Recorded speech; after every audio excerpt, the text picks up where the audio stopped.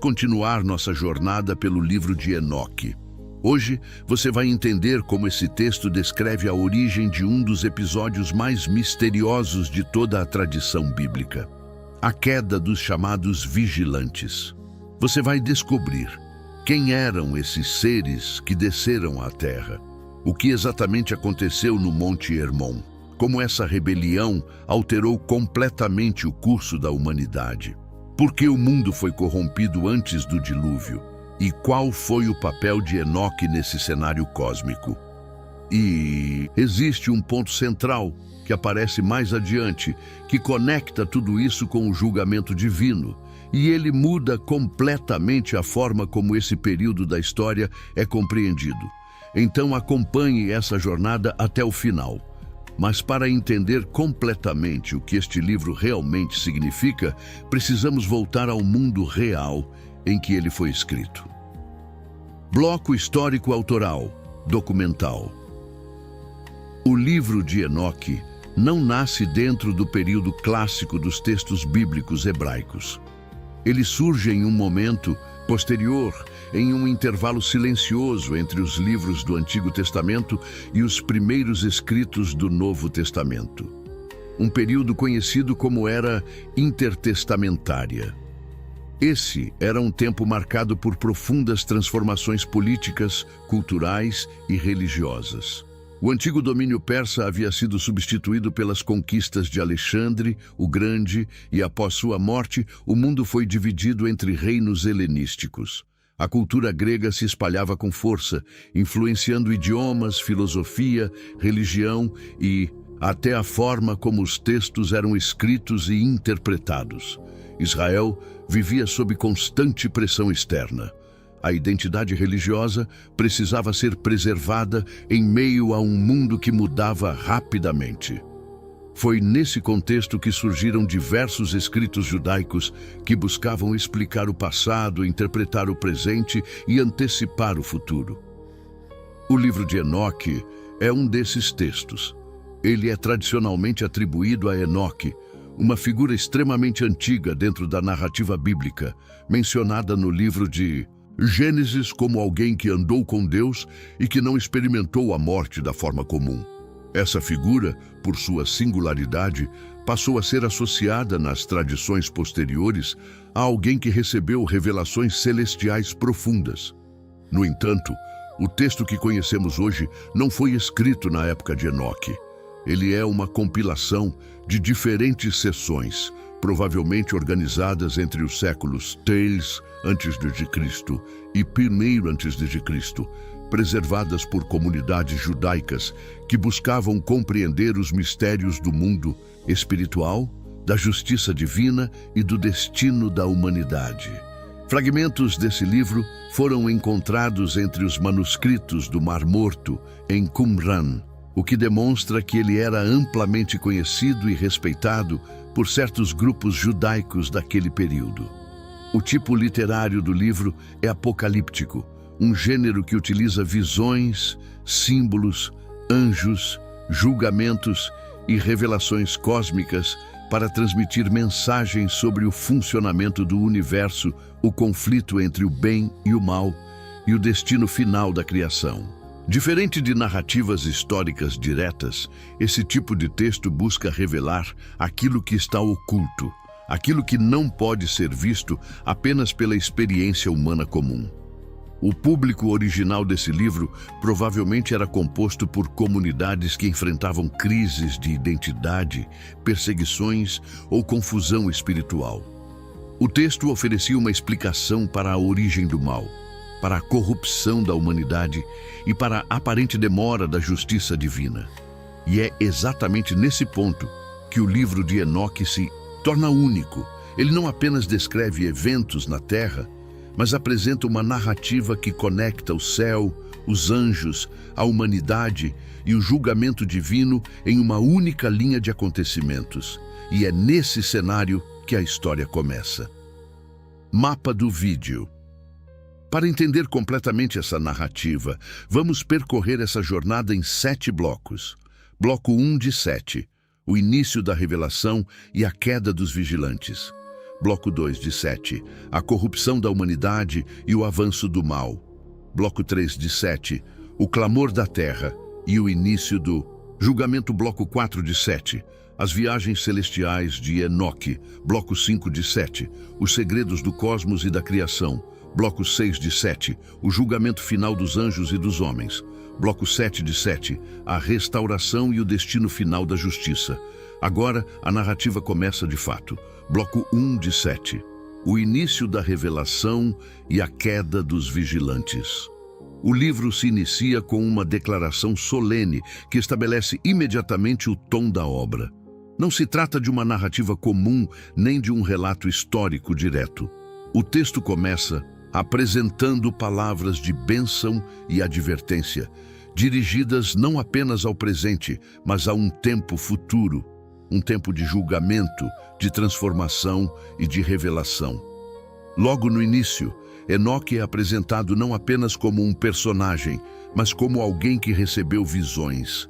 Ele não fala a partir de observação humana, mas a partir de revelações que lhe foram mostradas. Isso define toda a estrutura do livro. O que será narrado não é visto pelos homens comuns, mas revelado a alguém que transita entre o humano e o divino. Nos primeiros capítulos, o texto descreve a vinda do Santo, acompanhado por milhares de seres celestiais, trazendo julgamento sobre todos. Essa imagem não é isolada. Ela se conecta com tradições antigas que descrevem Deus vindo com seus exércitos celestiais para executar justiça. O foco não está apenas na punição, mas na revelação da ordem divina que governa todas as coisas. Em seguida, a narrativa muda de escala. Ela deixa de falar apenas do julgamento futuro e volta para um momento anterior. Um ponto decisivo que explica por que esse julgamento se tornará necessário. É aqui que surge um dos elementos mais marcantes de todo o livro: os vigilantes. Esses seres são descritos como anjos, seres celestiais que originalmente pertenciam à ordem divina. Eles não são apresentados como figuras simbólicas, mas como agentes ativos dentro da narrativa, com decisões, intenções e consequências reais. O texto descreve como um grupo desses anjos, liderados por uma figura chamada Semirassá, tomou uma decisão coletiva. Eles observaram as filhas dos homens e desejaram se unir a elas. Esse desejo não é apresentado como algo isolado ou impulsivo, mas como uma escolha deliberada, discutida e selada por um juramento coletivo. O local dessa decisão também é especificado: o Monte Hermon. Esse detalhe geográfico não é casual. O monte se torna o símbolo do ponto de ruptura, o lugar onde o limite entre o céu e a terra foi violado. Ali, segundo o texto, 200 anjos fizeram um pacto. Eles juraram entre si que desceriam à terra e executariam esse plano juntos, assumindo as consequências. A descida desses seres marca o início de uma transformação profunda. Eles não apenas se unem às mulheres humanas, mas também começam a ensinar conhecimentos proibidos. Cada grupo de anjos passa a transmitir diferentes tipos de saber: metalurgia, armas, astrologia, encantamentos, manipulação da natureza. Esses ensinamentos não são apresentados como progresso, mas como corrupção. Conhecimento, nesse contexto, não eleva a humanidade, ele a desvia. E o resultado dessa união também é descrito de forma direta. Nascem os gigantes. Esses seres são retratados como criaturas de tamanho descomunal, cuja presença traz violência, destruição e desequilíbrio à terra. Eles consomem os recursos, entram em conflito com os homens e, eventualmente, passam a agir de forma brutal. A narrativa constrói, nesse ponto, uma cadeia clara de eventos: rebelião, transgressão, corrupção, violência. Nada acontece isoladamente, tudo é consequência de uma ruptura inicial. À medida que o texto avança, a situação se intensifica. A Terra começa a ser descrita como corrompida, cheia de injustiça, violência e desordem. O equilíbrio original da criação foi quebrado. E é nesse cenário que surge uma mudança importante no foco da narrativa. A Terra passa a clamar. Essa linguagem não é literal no sentido físico, mas expressa uma ideia central. A criação reage à corrupção. Existe uma resposta ao desequilíbrio, e esse clamor não fica sem resposta. Mas essa resposta ainda não acontece neste momento da história. O que o texto faz aqui é preparar o cenário. Ele estabelece a origem do problema, identifica os agentes envolvidos e mostra as consequências iniciais dessa transgressão. No final deste bloco, o que temos não é apenas uma história sobre anjos e homens. Temos a construção de um conflito que envolve o céu e a terra, a ordem divina e a rebelião, o conhecimento e a corrupção, a criação e o julgamento. Esse é o ponto de partida de tudo o que virá a seguir. E no próximo bloco, a narrativa aprofunda ainda mais esse cenário, mostrando como essa corrupção se espalha, como a humanidade é afetada diretamente e como o mal passa a dominar completamente o mundo antes do julgamento. A história continua. Bloco 2, de 7. A corrupção da humanidade e o avanço do mal. A narrativa prossegue ampliando o cenário iniciado anteriormente e o que antes era apresentado como um evento isolado, a descida dos vigilantes. Agora se revela como o ponto de origem de uma transformação muito mais profunda e abrangente. O texto passa a descrever não apenas a existência desses seres e de seus descendentes, mas o impacto direto que suas ações provocaram sobre toda a estrutura da humanidade e da criação. O foco deixa de estar apenas na transgressão inicial e se desloca para suas consequências progressivas, criando uma sensação crescente de desordem que se espalha em todas as direções. Os gigantes, frutos da união entre os vigilantes e as mulheres humanas, começam a ocupar o centro da narrativa. Eles não são apenas mencionados como seres extraordinários, são descritos como agentes ativos de destruição. Seu tamanho, força e natureza os colocam completamente fora do equilíbrio da criação. O texto enfatiza que eles consomem os recursos da terra de forma descontrolada, esgotando aquilo que antes sustentava a vida humana. Esse detalhe é fundamental porque demonstra que a corrupção não é apenas moral ou espiritual. Ela também se manifesta no plano físico, alterando a própria dinâmica da sobrevivência. À medida que os recursos se tornam escassos, a relação entre os gigantes e os seres humanos se deteriora rapidamente. O texto descreve um aumento progressivo da violência, indicando que os gigantes passam a se voltar contra os próprios homens. Esse ponto marca uma mudança de escala na narrativa. O que começou como uma transgressão espiritual se transforma em um colapso social. A convivência entre diferentes ordens de seres se torna insustentável e o mundo entra em um estado de conflito constante. Mas a corrupção não se limita à presença dos gigantes. O ensino transmitido pelos vigilantes começa a produzir efeitos diretos na cultura humana. O texto descreve com detalhes que diferentes anjos passaram a ensinar habilidades específicas, e essas habilidades, longe de promoverem equilíbrio, intensificam o desvio da humanidade. Azazel, uma das figuras centrais entre os vigilantes, é apresentado como responsável por ensinar a fabricação de armas, o uso de metais e técnicas de guerra. Esse ensinamento altera completamente a forma como os homens se relacionam entre si, introduzindo um nível de violência organizada que não existia anteriormente. Outros vigilantes ensinam práticas ligadas à astrologia, à observação dos astros, à manipulação de ciclos naturais e ao uso de encantamentos. O texto não apresenta esses conhecimentos como neutros. Pelo contrário, ele os associa diretamente à distorção da ordem estabelecida.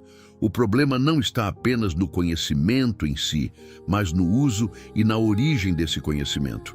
Ele é transmitido fora da ordem divina, sem autorização e aplicado de maneira que intensifica a corrupção.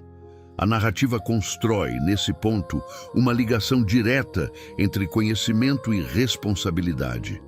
O que foi entregue à humanidade não veio acompanhado de equilíbrio ou sabedoria para lidar com esse poder. O resultado é uma amplificação do caos.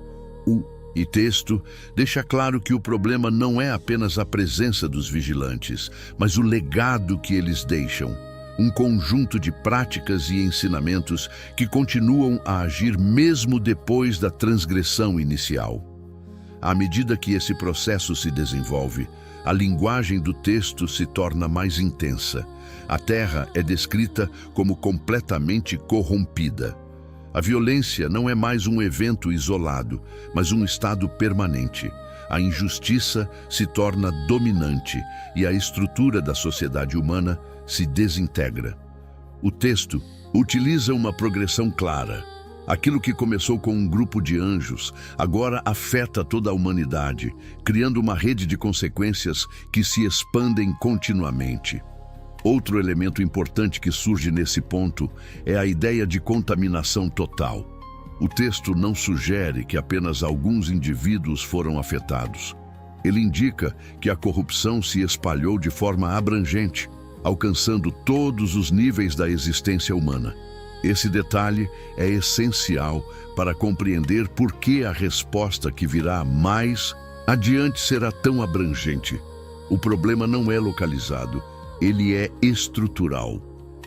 Paralelamente, a narrativa introduz um elemento simbólico de grande importância: o clamor da terra.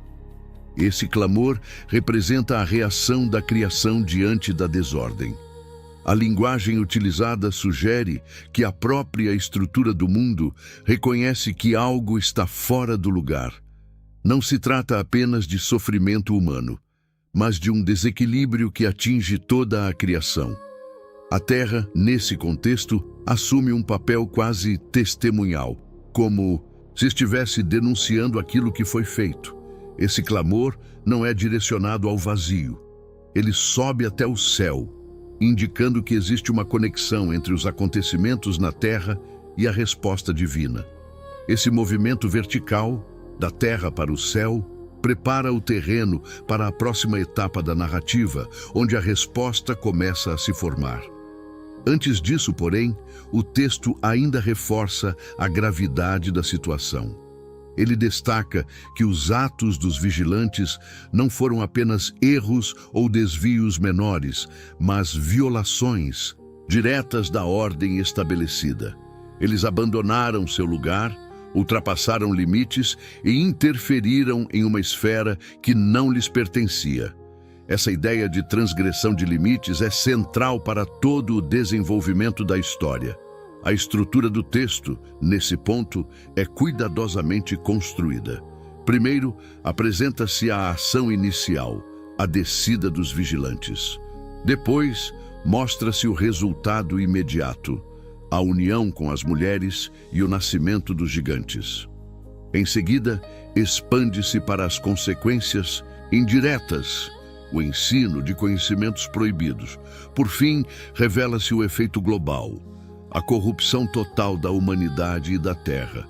Essa progressão lógica cria uma base sólida para o que virá a seguir.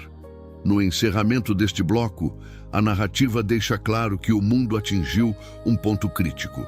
Não há indicação de reversão dentro desse sistema corrompido. Não há solução interna. Tudo aponta para a necessidade de uma intervenção externa, uma resposta que venha de fora da realidade humana. E é exatamente isso que começa a se formar no próximo momento da história.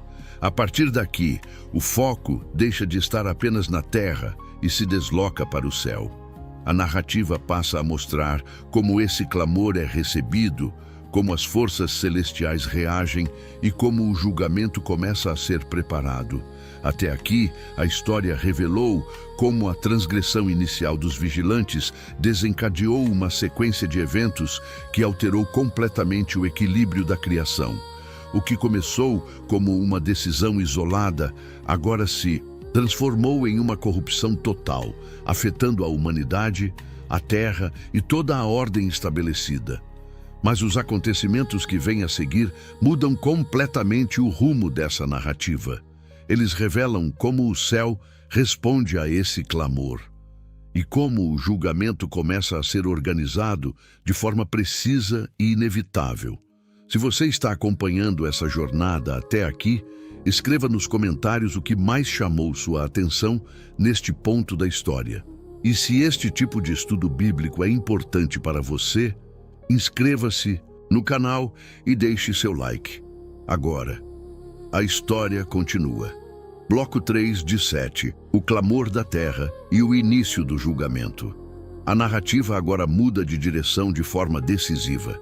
Depois de estabelecer a corrupção total da terra, com a violência dos gigantes, a disseminação dos ensinamentos proibidos e a ruptura completa da ordem original, o texto desloca o foco da terra para o céu.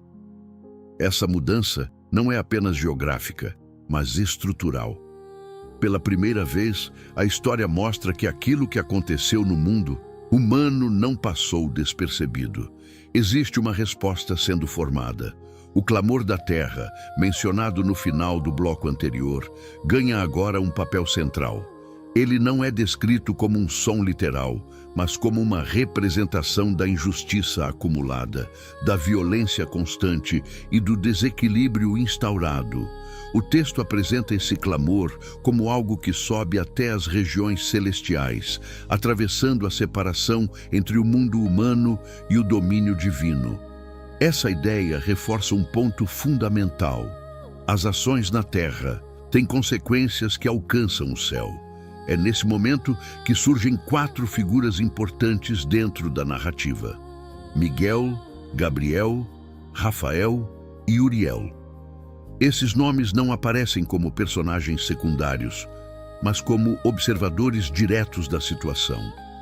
O texto descreve que eles veem o que está acontecendo, a violência, a corrupção, o derramamento de sangue, e reconhecem que aquilo ultrapassou todos os limites estabelecidos. Eles não agem de imediato. Primeiro, eles observam, analisam e reconhecem a gravidade do cenário. A presença desses anjos introduz um novo nível de organização na narrativa. Diferente dos vigilantes, que agiram por iniciativa própria e romperam a ordem, esses seres atuam dentro de uma estrutura. Eles não tomam decisões isoladas. Em vez disso, eles se dirigem a uma instância superior. O texto descreve que eles apresentam a situação diante do Altíssimo, levando o relato completo do que ocorreu na Terra. Essa apresentação não é apenas informativa. Ela funciona como um registro formal da transgressão. O texto enfatiza que aquilo que os vigilantes fizeram não foi oculto, não foi esquecido e não pode ser ignorado. Tudo foi visto, tudo foi testemunhado e agora tudo será considerado. A resposta que vem em seguida não é impulsiva. Ela é estruturada, específica e distribuída. O texto mostra que o julgamento não acontece de forma caótica, mas por meio de ações coordenadas, atribuídas a diferentes agentes celestiais. Cada um dos anjos recebe uma missão distinta e isso revela que a resposta divina segue uma lógica organizada. Rafael é encarregado de lidar diretamente com Azazel, uma das figuras centrais entre os vigilantes. A ordem é clara. Ele deve ser preso, lançado em um lugar de isolamento, coberto e mantido ali até o dia do julgamento final. Esse detalhe é importante porque mostra que o julgamento não é apenas imediato, ele possui etapas. Existe uma contenção inicial e uma condenação definitiva que ainda virá. Gabriel recebe a missão de agir sobre os gigantes. O texto descreve que ele deve provocar a destruição entre eles, fazendo com que entrem em conflito uns com os outros. Essa decisão revela um elemento importante da narrativa. A própria corrupção gera sua consequência. Os gigantes, que haviam se tornado instrumentos de violência, agora se tornam vítimas de sua própria natureza. Miguel, por sua vez, recebe a responsabilidade de lidar com Semirrazá e os demais líderes dos vigilantes. A ordem envolve aprisionamento, julgamento e a preparação para uma condenação futura. Isso reforça a ideia de que a rebelião desses seres não será esquecida nem tratada como um evento menor. Existe um processo sendo estabelecido para lidar com cada aspecto da transgressão. Uriel recebe uma missão diferente. Ele é enviado para advertir Noé. Esse detalhe conecta diretamente a narrativa do livro de Enoque com a tradição do dilúvio presente em Gênesis. A corrupção da terra não será apenas julgada espiritualmente, ela terá consequências físicas. O aviso a Noé indica que uma intervenção no mundo material está prestes a acontecer. Esse ponto marca uma expansão importante da narrativa. Até agora, o foco estava na origem do mal e em sua disseminação. Agora, o texto começa a mostrar como a resposta divina se desdobra em múltiplos níveis, espiritual, moral e físico. O julgamento não será limitado a uma dimensão. Ele afetará todas as esferas envolvidas na transgressão. Outro elemento que ganha destaque nesse bloco é a formalização da culpa. O texto não apresenta os vigilantes como vítimas de circunstâncias, mas como agentes responsáveis por suas escolhas. Eles são descritos como tendo abandonado sua posição, violado limites e introduzido corrupção deliberadamente. Essa caracterização elimina qualquer ambiguidade sobre a natureza de suas ações. Ao mesmo tempo, a narrativa não ignora o impacto sobre a humanidade. Embora os homens tenham recebido os ensinamentos e participado das consequências, o texto deixa claro que a origem da corrupção está na transgressão dos vigilantes. Isso cria uma distinção importante entre origem e propagação do mal, algo que será relevante nos desdobramentos seguintes. À medida que o bloco se aproxima do final, a tensão aumenta. Todas as peças começam a se mover simultaneamente. Os anjos foram instruídos, as missões foram distribuídas e o julgamento foi iniciado, ainda que não tenha sido completamente executado. Existe um senso claro de que o processo já começou e não será interrompido. Mas, ao mesmo tempo, algo inesperado acontece. Os próprios vigilantes, ao perceberem o que está por vir, começam a reagir.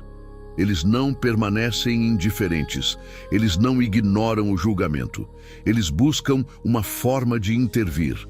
E é nesse ponto que a narrativa introduz um novo papel para Enoque. Até agora, ele foi apresentado como alguém que recebe visões. Mas a partir daqui, ele passa a atuar como intermediário. Os vigilantes procuram Enoque. Eles reconhecem que não podem se apresentar diretamente diante do Altíssimo. Eles sabem que romperam a ordem e que não têm acesso direto à presença divina. Então, eles pedem algo específico, que Enoque leve um pedido em seu nome. Esse pedido não é um desafio, nem uma tentativa de reversão completa. É um apelo por misericórdia. Eles desejam que uma petição seja apresentada, que uma resposta seja dada, que exista alguma possibilidade de redução da condenação. Esse momento muda completamente o papel de Enoque dentro da narrativa. Ele deixa de ser apenas observador e passa a ser mensageiro. E é exatamente essa função que será desenvolvida no próximo bloco. Neste bloco, vimos como a corrupção da terra gerou uma resposta direta do céu, como os anjos reconheceram a gravidade da situação e como o julgamento começou a ser estruturado de forma organizada. Também vimos o surgimento de um novo elemento na narrativa, a tentativa dos vigilantes de interceder por si mesmos, buscando em Enoque um intermediário. Mas o que acontece quando esse pedido é levado adiante, Será que existe possibilidade de resposta ou o julgamento já está completamente determinado? No próximo bloco, a narrativa entra em um dos momentos mais decisivos de todo o livro, quando Enoque assume o papel de mensageiro entre dois mundos. A história continua. Bloco 4 de 7. Enoque, o intermediário, e a sentença irreversível. A narrativa agora entra em um ponto de virada decisivo.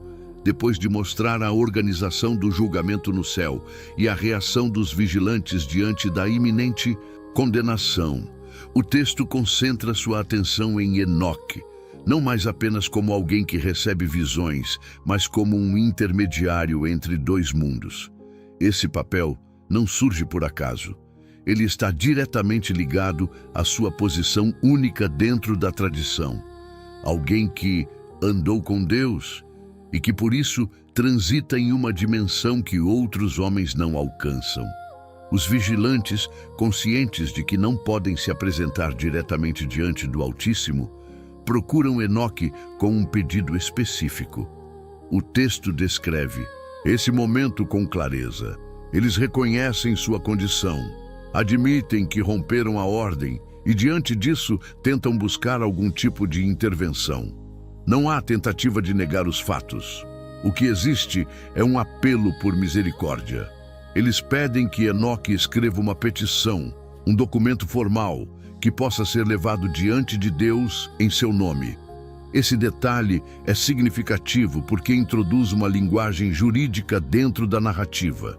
A situação não é tratada como um conflito simples, mas como um caso que envolve acusação, testemunho e julgamento. A petição dos vigilantes representa uma tentativa de reabrir o processo, de obter uma resposta que não seja apenas condenatória.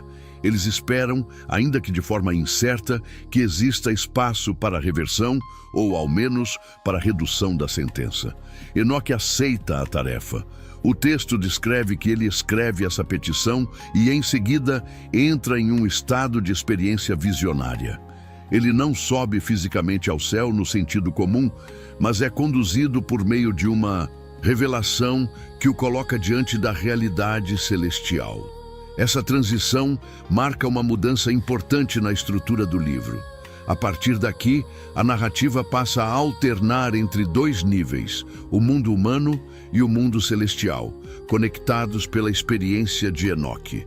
Durante essa visão, Enoque presencia elementos que não pertencem à experiência comum. Ele vê estruturas celestiais, regiões organizadas e uma ordem que contrasta diretamente com o caos descrito anteriormente na Terra. Esse contraste não é acidental. Ele reforça a ideia de que a corrupção não atingiu o céu. A ordem divina permanece intacta e é a partir dela que o julgamento será executado. Quando Enoque apresenta a petição dos vigilantes, a resposta não vem na forma de diálogo aberto ou negociação. O texto é direto. A sentença já está estabelecida. Não há reversão, não há concessão. A decisão não é tomada naquele momento. Ela já havia sido determinada com base na transgressão cometida. A resposta que Enoque recebe deve ser levada de volta aos vigilantes. E essa resposta é clara.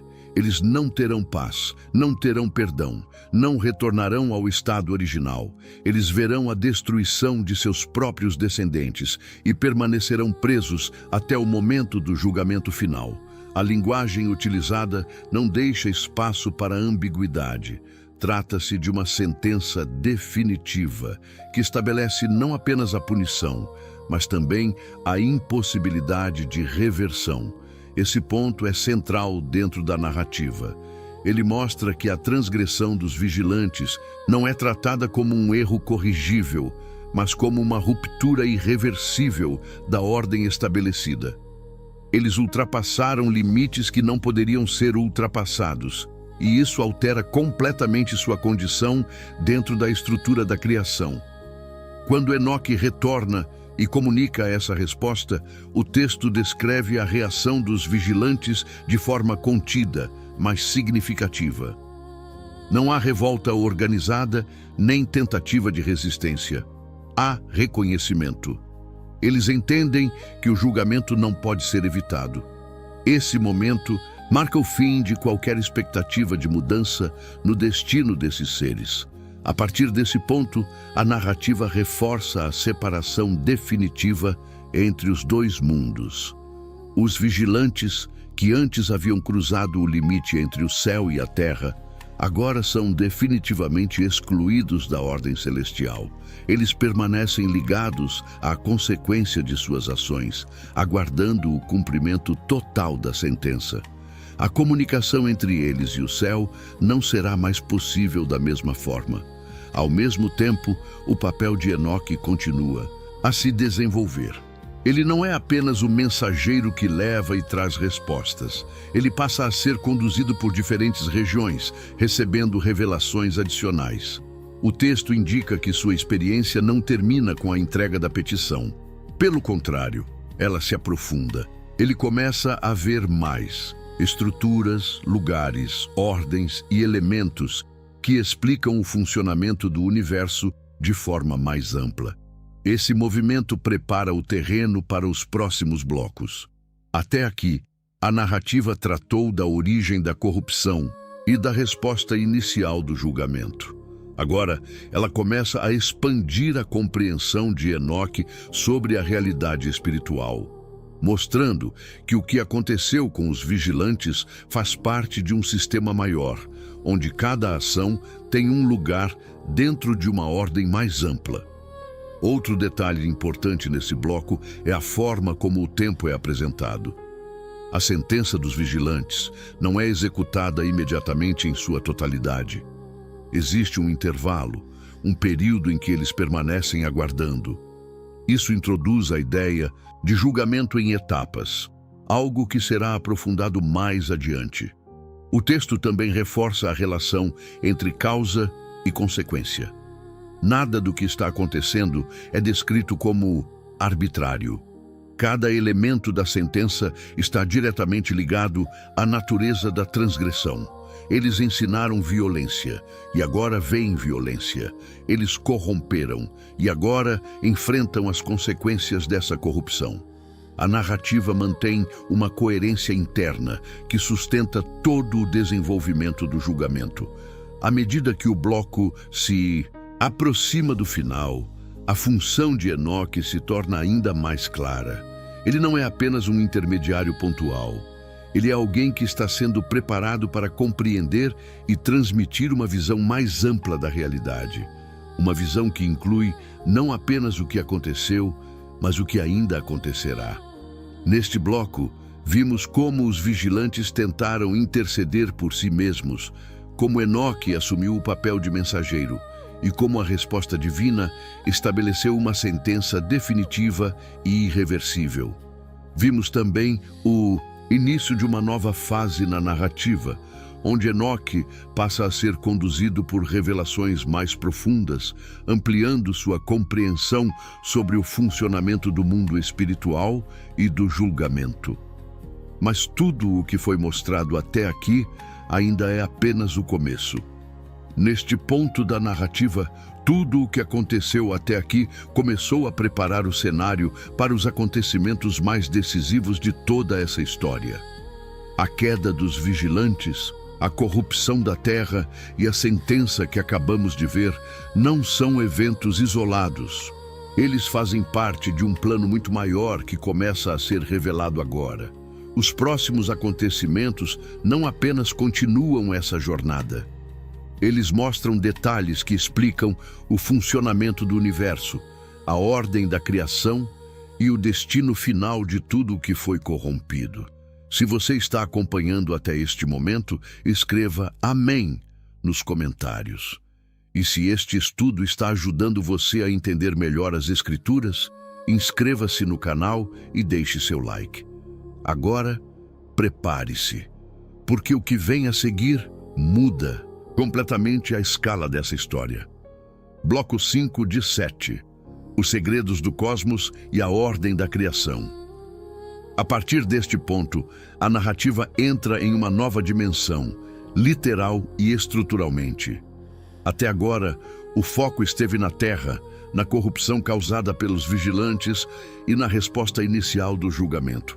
Mas agora, o texto desloca completamente a perspectiva de Enoque. Ele deixa de observar apenas as consequências da transgressão e passa a ser conduzido por uma série de revelações que explicam como o universo está organizado em sua totalidade. Essa mudança não é apenas temática, ela redefine o alcance da narrativa. O que começa a ser mostrado a Enoque não são eventos isolados, mas estruturas. Ele passa a ver regiões específicas, organizadas, cada uma com função, propósito e limites bem definidos. O texto descreve essa jornada como uma sequência de visões guiadas, nas quais Enoque é conduzido por mensageiros celestiais que lhe mostram aquilo que normalmente permanece oculto aos homens. Uma das primeiras revelações envolve os lugares onde os mortos aguardam. O texto descreve compartimentos distintos, separados entre si, destinados a diferentes grupos. Essa divisão não é simbólica no sentido abstrato. Ela é apresentada como uma organização real dentro da estrutura da criação.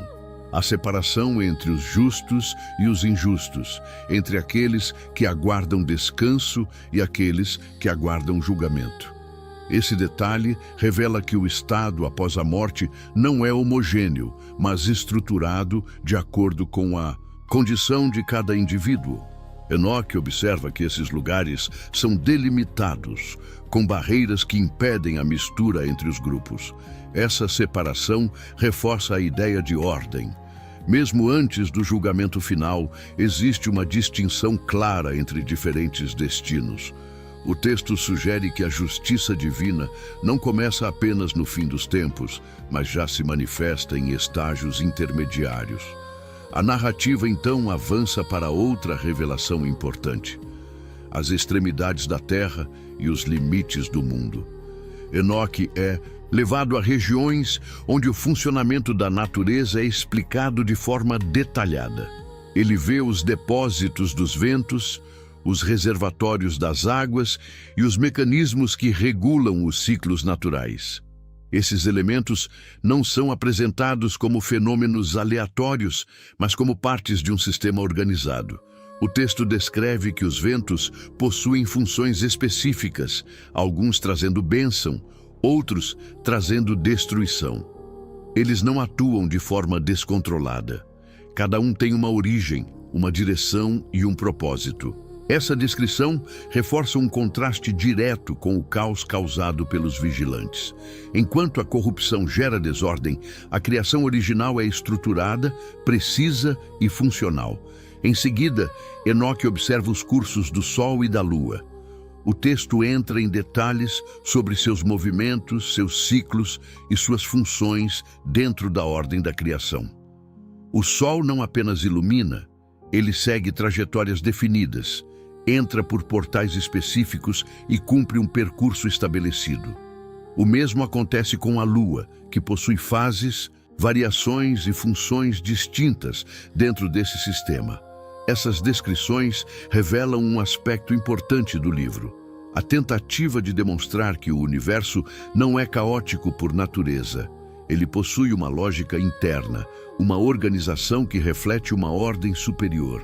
Tudo está posicionado de forma intencional e cada elemento cumpre um papel dentro de um sistema maior. A narrativa também apresenta regiões de julgamento antecipado. Enoque vê lugares onde certos seres já estão aprisionados, aguardando o momento final. Esses locais não são apenas espaços físicos, mas representam a execução parcial da justiça. Alguns julgamentos já começaram, ainda que não tenham sido completamente concluídos. Esse detalhe conecta diretamente com o que foi apresentado anteriormente sobre os vigilantes. Assim como eles foram aprisionados, aguardando o julgamento final, existem outras entidades e situações que seguem a mesma lógica.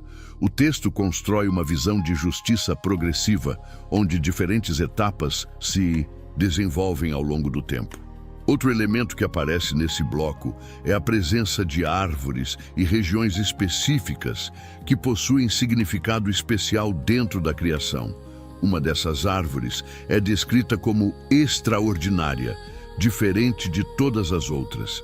Ela está associada a um momento futuro, a uma realidade que ainda será revelada plenamente. Esse tipo de descrição indica que a criação contém elementos que apontam para eventos que ainda não aconteceram. A narrativa, nesse ponto, amplia ainda mais sua escala. Não se trata apenas de explicar o que aconteceu no passado, mas de mostrar como tudo está conectado: passado, presente e futuro dentro de uma única estrutura. Enoque também observa como diferentes regiões do mundo estão ligadas entre si. As montanhas, os vales, os rios e os mares não são apresentados como elementos isolados, mas como partes de um sistema interligado. O texto sugere que existe uma harmonia original que foi parcialmente distorcida pela corrupção, mas que ainda pode ser percebida na estrutura da criação. Outro aspecto importante é a repetição de um padrão. Tudo que Enoque vê possui limites. Nada ultrapassa sua função. Nada invade o espaço do outro. Essa ideia de limite é fundamental, porque contrasta diretamente com a transgressão dos vigilantes que ultrapassaram os limites estabelecidos. O problema não foi apenas o que fizeram, mas o fato de terem rompido uma estrutura que depende de ordem para existir. À medida que o bloco se aproxima do final, fica claro que essas revelações não são apenas informativas. Elas têm uma função específica dentro da narrativa: mostrar que o mundo possui uma ordem que foi quebrada, mas não destruída. Existe um padrão original que continua existindo, e é a partir dele que o julgamento será compreendido. Essas visões também preparam Enoque para algo maior. Ele não está apenas sendo informado sobre o funcionamento do universo. Ele está sendo preparado para entender o que ainda virá: o julgamento final, a restauração e o destino definitivo da criação. Neste bloco, vimos como Enoque foi conduzido por diferentes regiões do cosmos, observando a estrutura da criação, os lugares destinados aos mortos, os mecanismos da natureza e a organização que governa o universo. Vimos que tudo possui ordem, limites e propósito, um contraste direto com a corrupção causada pelos vigilantes. Mas essa revelação levanta uma questão inevitável. Se existe uma ordem tão precisa, como será restaurado aquilo que foi corrompido? E mais importante, como será executado o julgamento final que ainda está por vir? No próximo bloco, a narrativa entra no momento mais decisivo de todos, quando o julgamento dos anjos e dos homens começa a ser revelado em sua forma completa. A história continua. Bloco 6 de 7. O julgamento final dos anjos e dos homens. A narrativa agora alcança o ponto em que todas as revelações anteriores começam a convergir.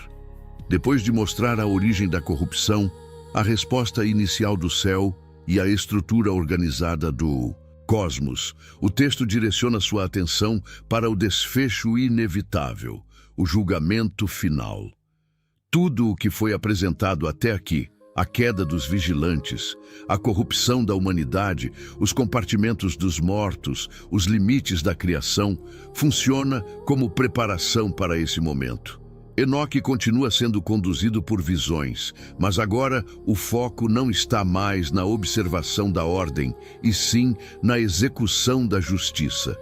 O texto descreve que ele vê um cenário que não pertence ao tempo comum, mas a um momento futuro, onde aquilo que foi anunciado começa a se concretizar. Essa mudança de perspectiva é fundamental. Não se trata mais de explicação, mas de cumprimento. Uma das primeiras imagens apresentadas é a de um trono estabelecido em meio a uma realidade que reflete autoridade absoluta.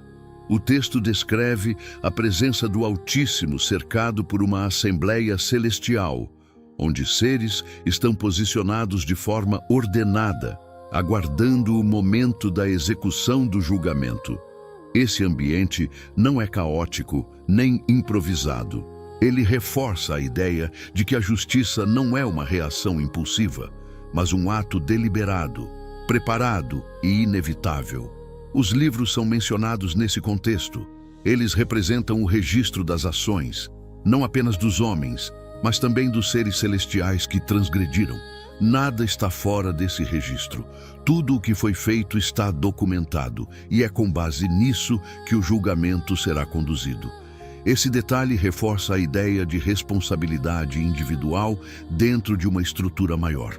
A narrativa, então, volta sua atenção para os vigilantes, aqueles que haviam descido à terra, que haviam ensinado, corrompido e gerado destruição, agora aparecem dentro desse cenário não como agentes ativos, mas como réus.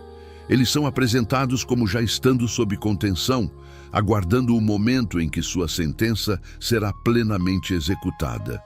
O texto descreve que eles não têm mais autoridade, não têm mais influência, não têm mais acesso ao mundo que haviam invadido. O julgamento deles não é apenas uma continuação do que já havia sido anunciado. Ele é a confirmação final de sua condição. Eles serão mantidos em estado de prisão até o momento em que serão lançados em uma condição definitiva, da qual não haverá retorno. Essa progressão reforça a ideia de julgamento em etapas, já apresentada anteriormente. Mas o texto não limita o julgamento aos vigilantes. A humanidade também entra nesse cenário. Aqueles que participaram da corrupção, que absorveram os ensinamentos e que perpetuaram a violência, também são apresentados como parte desse processo. O julgamento dos homens é descrito de forma distinta, mas igualmente estruturada. Existe uma separação clara entre os justos e os injustos, e essa distinção é mantida ao longo de toda a narrativa. Os justos são descritos como aqueles que permaneceram alinhados com a ordem estabelecida, mesmo em meio à corrupção generalizada. Eles não são apresentados como perfeitos, mas como aqueles que não participaram da transgressão que dominou o mundo. O texto indica que esses serão preservados e terão um destino diferente, separado do julgamento destrutivo. Os injustos, por outro lado, são apresentados como participantes ativos da corrupção. Eles não apenas sofreram as consequências da transgressão inicial, mas também contribuíram para sua expansão. O julgamento deles é descrito como inevitável, alinhado com o padrão de justiça que permeia todo o texto. Outro elemento importante que aparece nesse bloco é a transformação da própria criação durante o julgamento. O texto sugere que o mundo não permanece como está enquanto a justiça é executada. Há mudanças, há purificação, há uma reorganização que acompanha o processo de julgamento. Isso indica que a justiça não é apenas punitiva, ela também tem um papel restaurador.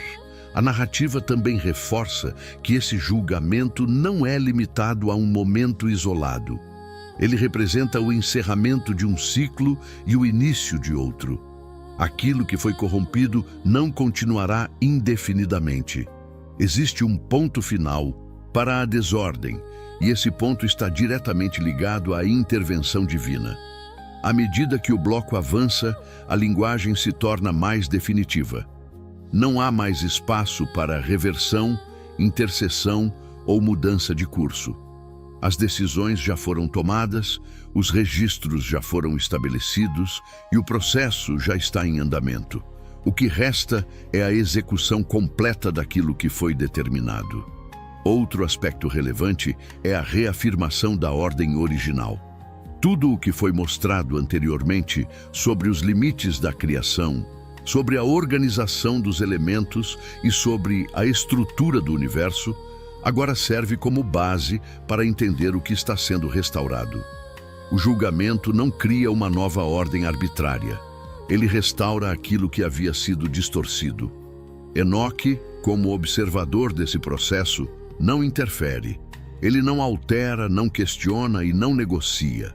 Sua função é testemunhar e, posteriormente, transmitir. Isso reforça seu papel dentro da narrativa. Ele é aquele que vê e relata, permitindo que outros compreendam aquilo que está além da experiência comum. À medida que o bloco se aproxima do final, fica claro que o julgamento não é apenas um evento futuro distante. Ele é apresentado como uma realidade certa, estruturada e inevitável. Tudo o que foi descrito ao longo do livro converge para esse ponto. Neste bloco, vimos como o julgamento final dos vigilantes e da humanidade é apresentado como um processo estruturado, baseado em registros, conduzido por uma ordem celestial e destinado a restaurar aquilo que foi corrompido. Vimos que não há reversão para aqueles que romperam os limites estabelecidos e que a distinção entre justos e injustos permanece central em todo o processo. Mas, mesmo diante desse cenário de julgamento, a narrativa ainda não terminou. A próxima etapa revela algo essencial. Não apenas o fim da corrupção, mas o destino final da criação restaurada. No próximo bloco, veremos como essa história se encerra, não apenas com o julgamento, mas com a restauração completa da ordem. A história continua. Bloco 7 de 7. A restauração final e o destino definitivo da criação. A narrativa chega agora ao seu ponto final, não como um simples encerramento dos eventos anteriores, mas como a revelação do resultado completo de tudo o que foi construído desde o início. Depois da queda dos vigilantes, da corrupção da humanidade, da resposta do céu, das visões sobre a estrutura do cosmos e do julgamento final, o texto apresenta aquilo que dá sentido a toda essa sequência: a restauração da ordem. Até aqui, cada elemento da narrativa apontava para um desequilíbrio que precisava ser corrigido. Agora, o foco deixa de estar no problema e se volta para o estado final da criação. O que está sendo descrito não é apenas o fim da corrupção, mas o estabelecimento de uma nova condição, uma realidade onde a ordem original é plenamente reafirmada. Enoque continua sendo conduzido por visões, mas o conteúdo dessas visões muda de tom. A linguagem que antes enfatizava julgamento, separação e condenação, agora passa a destacar estabilidade, continuidade e equilíbrio. Isso não significa que o julgamento desaparece, ele já foi executado. O que resta agora é o resultado desse processo. O texto descreve que a terra será transformada. Essa transformação não é apresentada como destruição completa, seguida de substituição, mas como uma purificação e reorganização. Aquilo que foi corrompido é removido e aquilo que permanece é alinhado novamente com a ordem estabelecida desde o princípio. Esse detalhe é fundamental. Ele mostra que o objetivo da narrativa nunca foi apenas punir, mas restaurar. A criação não é descartada, ela é corrigida. Dentro dessa nova realidade, os justos ocupam um lugar central. Eles são descritos como aqueles que permanecem, que atravessam o processo de julgamento e que agora vivem em um estado de estabilidade. O texto não entra em descrições excessivamente simbólicas ou abstratas nesse ponto. Ele mantém uma linha consistente. Aqueles que não participaram da corrupção permanecem dentro da ordem restaurada. A presença da justiça nesse cenário não é apenas um conceito, ela se torna uma condição permanente. Diferente do mundo anterior, onde a violência e a injustiça se espalhavam, a nova realidade não permite esse tipo de ruptura. Os limites que foram violados pelos vigilantes agora são reafirmados de forma definitiva. Outro elemento importante que aparece nesse bloco é a reorganização do tempo e da continuidade da criação. O texto sugere que aquilo que foi interrompido pela corrupção volta a seguir seu curso normal. Os ciclos da natureza, já descritos anteriormente como organizados e precisos, passam a operar sem interferência. Isso cria um contraste direto com os eventos iniciais do livro. No começo, vimos a quebra da ordem. Agora, vemos a restauração dessa ordem. A narrativa, portanto, se fecha em um ciclo completo. Outro aspecto relevante é a ausência de mistura entre diferentes esferas da criação. Um dos problemas centrais apresentados no início foi a invasão do domínio humano por seres celestiais. Essa mistura gerou consequências que afetaram toda a estrutura da existência. Na restauração final, essa separação é reafirmada. Cada ordem ocupa seu lugar e os limites não são mais violados. Esse detalhe não é apenas estrutural, ele é essencial para a estabilidade da criação. A narrativa deixa claro que a ordem depende da manutenção desses limites. O destino dos vigilantes também é reafirmado nesse ponto. Aqueles que foram julgados não retornam, não são reintegrados e não participam da nova realidade. Sua condição permanece como resultado definitivo de suas ações. Isso reforça a ideia de irreversibilidade do julgamento já apresentada anteriormente. A humanidade, por sua vez, é apresentada em sua forma restaurada. Não se trata apenas de sobrevivência, mas de alinhamento com a ordem. O texto sugere que aquilo que foi distorcido é corrigido e que a relação entre os homens e a criação volta a um estado de equilíbrio. Outro elemento importante é a estabilidade do futuro. Diferente do mundo anterior, onde a corrupção se espalhou progressivamente, a nova realidade não contém os elementos que permitiriam uma nova ruptura. A estrutura estabelecida é apresentada como permanente. Isso indica que o ciclo de queda e restauração não se repetirá da mesma forma. Enoque, como testemunha de todo esse processo, encerra sua jornada com uma compreensão completa da narrativa. Ele viu o início, o desenvolvimento e o desfecho. Sua função não foi alterar os eventos, mas registrar e transmitir aquilo que foi revelado. Esse ponto finaliza o papel de Enoque dentro do livro. Ele não é o agente da restauração, ele é aquele que compreende e relata. A narrativa, então, retorna ao seu propósito original: comunicar.